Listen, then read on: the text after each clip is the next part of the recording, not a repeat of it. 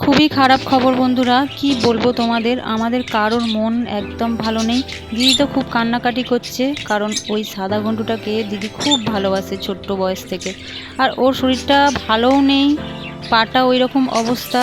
সেই অবস্থাতেই আজকে অনেক ভোরে উড়ে চলে গেছে। নিজেদেরই কিছু ভুল ছিল, এই ভুলের কারণেই হয়তো উড়ে চলে গেছে। সারাদিন রান্না বান্না স্নান খাওয়া সব বন্ধ করে সারা পাড়া পাড়ার লোকরা পর্যন্ত খুঁজে বেড়াচ্ছে, কিন্তু ঘন্টুকে পাওয়াই যাচ্ছে না। জানি না কোথায় আছে, কি অবস্থায় আছে। আর আমি দিদিকে মনের মধ্যে জোর দিচ্ছি, দেখবি ঘন্টুকে ঠিক পেয়ে যাবি, তুই খালি খুঁজে যা। কোথাও যায়নি ঘন্টু, আর কিচ্ছু হয়নি, ঘন্টু ওখানেই আছে। এদের যখন জন্ম হয়েছিল গায়ে পালকও বেরোয়নি, সেই তখন থেকে দিদি নিজের সন্তানের মতো করে এদেরকে মানুষ করছে। আজ 7টা বছর হয়ে গেছে। উড়ে যখন চলে গেছে তখন মনটা কতটা কষ্ট হয়, যারা এদেরকে মানুষ করে তারাই একমাত্র বুঝবে, আর তারাই একমাত্র অনুভব করতে পারবে।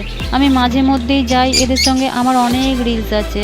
আমার যে কি কষ্ট হচ্ছে আমি আপনাদেরকে বলে বোঝাতে পারবো না। আমিও এদেরকে অনেক ভালোবাসি, কারণ আমারও বাড়িতে ছোটা আর ছোটি আছে। সব পাখির মধ্যেই আমি ছোটাছুটিকে দেখতে পাই, আর কোনো পাখির যদি কোনো রকম অসুবিধা কষ্ট হয় তাদের মধ্যে ছোটাছুটিকে দেখে আমিও হাউমা করে কেঁদে ফেলি। বন্ধুরা, তোমরা তোমাদের মতো করে একবার ভগবানকে বলো না যেন ঘন্টুটাকে পাওয়া যায়। আর আমরা তো দেখেই যাচ্ছি, কারোর না কারোর কথা তো ভগবান অবশ্যই শুনবে বলো।